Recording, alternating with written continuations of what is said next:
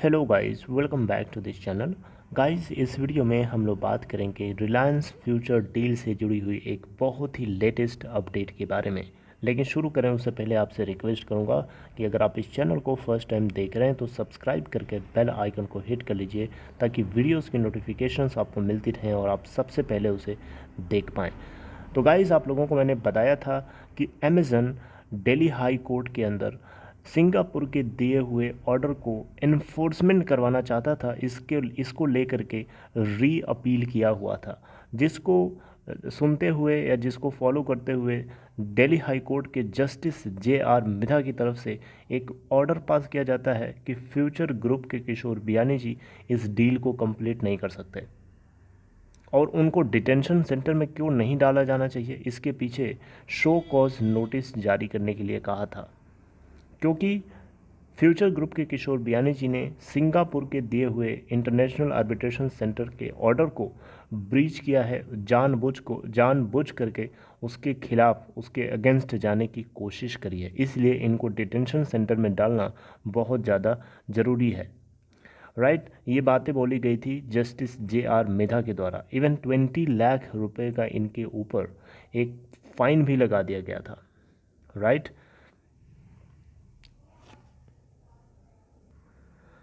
तो अब यहाँ जैसा कि स्क्रीन पे आप देख रहे होंगे, Delhi high court stays single जज order restraining future retail Reliance industry limited deal. यानी इस डील को रोकने की जो बात करी थी जस्टिस JR मिधा ने, फिर से उनके इस ऑर्डर को स्टे लगा दिया गया है। आपको बताना चाहूँगा, ये अभी जो आपको खेल दिख रहा है ना, इसी खेल का एक बिल्कुल डुप्लीकेट खेल पहले भी खेला जा चुका है। मैंने आपको बताया था कई बार, फिर से एक बार शॉर्ट में बता देता हूँ। इसी तरीके की सिचुएशन इससे पहले भी आई थी। जस्टिस JR मिधा आते हैं, सबसे पहले किशोर बियानी जी के खिलाफ बोलते हैं, इनके ये इनके ऊपर स्टे लगा देते हैं कि किसी भी अथॉरिटीज़ को अप्रोच नहीं कर सकता अप्रूवल पाने के लिए, जैसे कि सेबी हो गया, NSE-BSE हो गया। राइट, लेकिन फिर क्या होता है, फिर किशोर बियानी जी, फ्यूचर ग्रुप के किशोर बियानी जी दिल्ली हाई कोर्ट में ही री अपील करते हैं डिवीज़न बेंच को, जिसमें 2 जज का पैनल आता है, जस्टिस DN पटेल और जस्टिस ज्योति सिंह। इन दोनों के पैनल ने एक अनइन्फ्लुएंस्ड ऑर्डर पास कर देता है जो कि JR मिधा के खिलाफ बिल्कुल उनको रोक देता है। और शायद उसी के गुस्से में इन्होंने फिर से जस्टिस JR मिधा ने अमेज़न की अपील करने के बाद किशोर बियानी के खिलाफ जो है इतना स्ट्रिक्ट ऑर्डर पास कर दिया कि ये डील भी नहीं करा सकते, 20 लाख रुपए का फ़ाइन भी देना है इनको, जेल में भी जाएंगे ये, और जो प्रॉपर्टीज़ हैं इनसे जुड़ी हुई सारी अटैच करनी है, और 28 अप्रैल से पहले पहले इनको दिल्ली हाई कोर्ट में प्रेजेंट होना है। इतनी सारी चीज़ें जो हैं एक बार ने इम्पोज कर दिया। तो अब यहाँ पे फिर से फ्यूचर ग्रुप के किशोर बियानी जी ने उसी दिल्ली हाई कोर्ट के अंदर डिवीज़न बेंच में फिर से जाकर के री अपील किया, और आज 22 मार्च 2021 को इस केस की सुनवाई थी। और इस सुनवाई का नतीजा ये आया कि जस्टिस DN पटेल, यहाँ पे भी सेम जजेस का पैनल है, जस्टिस DN पटेल और जस्टिस ज्योति सिंह नहीं है, इस बार जस्टिस जसमीत सिंह है। तो इन दोनों लोगों का पैनल फिर से आता है और एक नोटिस इशू कर दिया जाता है अमेज़न को, ठीक है, कि फ्यूचर ग्रुप की जो यानी फ्यूचर ग्रुप की अपील के बाद कि सिंगल जज जो है 18 मार्च को जिन्होंने ऑर्डर पास किया था, वो डील को नहीं होने दे रहे हैं।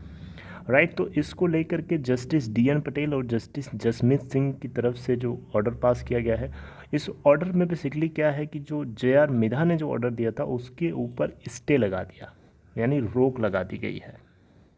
तो गाइज, इसमें पहला पॉइंट ये है जिसके ऊपर स्टे लगाया गया है, वो यही है कि 24,713 करोड़ की जो डील है रिलायंस इंडस्ट्री के साथ, वो डील होगी, उसके ऊपर किसी भी तरीके की रीस्ट्रेनिंग नहीं चलेगी, जो कि JR मिधा ने किया था। राइट, उसके ऊपर रोक लगा दिया है जस्टिस DN पटेल और जस्टिस जसमीत सिंह।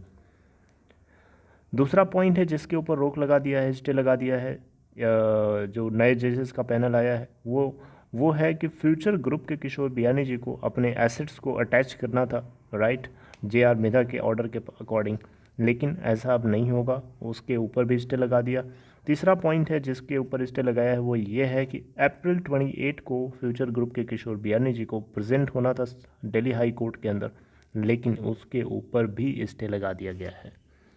और नेक्स्ट टाइम जब इस केस को हियर सुनवाई होगी वो है 30 तारीख को, April 30th is the date, right. तो ये आप डेट याद रखिएगा। फ्यूचर ग्रुप किसी भी तरीके से चाहता है कि वो अपने कर्जे डेटर्स जो हैं, यानी जिन लोगों ने कर्जे दे रखे हैं, उन सभी को, इसके अलावा जितने एम्प्लॉयज़ हैं, इन सभी की लाइफ को बचाया जा सके। इवन बिग बाज़ार से जुड़े हुए जितने बिजनेसेस हैं, रिटेल, लॉजिस्टिक्स, सभी को बचाया जा सके, क्योंकि बिज़नेस को बनाना बड़ा मुश्किल काम होता है, उसको खड़ा करना बड़ा मुश्किल काम होता है, उसको गिराना बड़ा आसान होता है। तो फ्यूचर ग्रुप जिस तरीके से 30 सालों के अंदर अपने बिज़नेस को खड़ा किया, उसको कोलैप्स होने में टाइम नहीं लगेगा, राइट। क्योंकि कोरोना वायरस अकेला अपने आप में काफ़ी है इस बिज़नेस को गिराने के लिए, और उसी की वजह से आज इस बिज़नेस की ये हालत है। कोरोना वायरस ना होता तो आज फ्यूचर ग्रुप इस हालत में नहीं खड़ा होता। इसके पीछे की सबसे बड़ी वजह कोरोना वायरस ही है। लॉकडाउन हुआ जिसकी वजह से लोगों की इकोनॉमिक एक्टिविटीज़ बंद हो गई, बिजनेसेस बंद हो गए, राइट। और इसी चीज़ को लेकर के आज कर्जा बढ़ता जा रहा है, और फ्यूचर ग्रुप इस डील को कराने में हर तरीके से कोशिश कर रहा है ताकि उससे जो कंसिडरेशनल अमाउंट आए, जिसको लेकर के अपने डेटर्स को और जितने जो एम्प्लॉयज़ हैं उनकी सैलरीज़ को, और जो बॉन्ड होल्डर्स हैं उनके बॉन्ड इंटरेस्ट को पे किया जा सके, राइट। तो डेफिनेटली इस डील को होने दिया जाना चाहिए, हर हाल में होने दिया जाना चाहिए। मैंने आपको एक वीडियो के जरिए बताया था कि यहाँ पे जस्टिस JR मिधा के थ्रू जो भी ऑर्डर पास किया जा रहा है, वो ऑर्डर नहीं, एक तरीके का बदला जैसा लग रहा है। तो कहीं ना कहीं ये बात जो है समझ आती है, धीरे धीरे ओपन हो रही है। क्योंकि आप देखिए, एक तरीके से शुरुआत जहाँ से हुई, आज फिर से उसी जगह पे हम आके करके खड़े हो चुके हैं। एक खेल जैसी मतलब खेल बन चुका है एक तरीके का, राइट। यानी एक जज जो है ऑर्डर पास करता है, दूसरा जज उसको अपोज करते हुए पास करता है, तीसरा जज उसके ऑर्डर को का विरोध करने के लिए पार्टी के ऊपर इतना ज़्यादा ह्यूज प्रॉब्लम्स इम्पोज कर देता है कि वो परेशान होकर के फिर से उसी कोर्ट में चला जाता है री अपील करने के लिए, राइट। तो देखते हैं क्या सिचुएशन इमर्ज होती है। गाइस, जो नेक्स्ट डेट है हियरिंग की वो 30 तारीख है, अप्रैल मंथ की 30th तारीख। ध्यान रखिएगा इस चीज़ को, क्योंकि इस दिन भी हमें सुनने को मिलेगा। ऑल्दो अप्रैल के लास्ट वीक में आपको बताना चाहूँगा, सुप्रीम कोर्ट की तरफ से भी इसी केस के ऊपर सुना जाना है, राइट। फिर से सुनिए, अप्रैल मंथ के लास्ट वीक में सुप्रीम कोर्ट भी इसी केस के ऊपर सुनवाई करेगा, राइट। तो उसके ऊपर मैं आपको बताता रहूँगा, बीच बीच में कंसिस्टेंटली आपको बताता रहूँगा क्या चल रहा है क्या नहीं चल रहा है। सो आपको बस कनेक्टेड रहना है, चैनल से जुड़े रहिए। अगर आप फर्स्ट टाइम देखें ना तो सब्सक्राइब करके बेल आइकन को हिट कर लीजिए।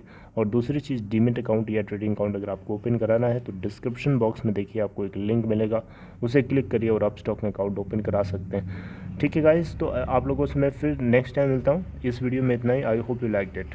सी you guys next time. Till then take care.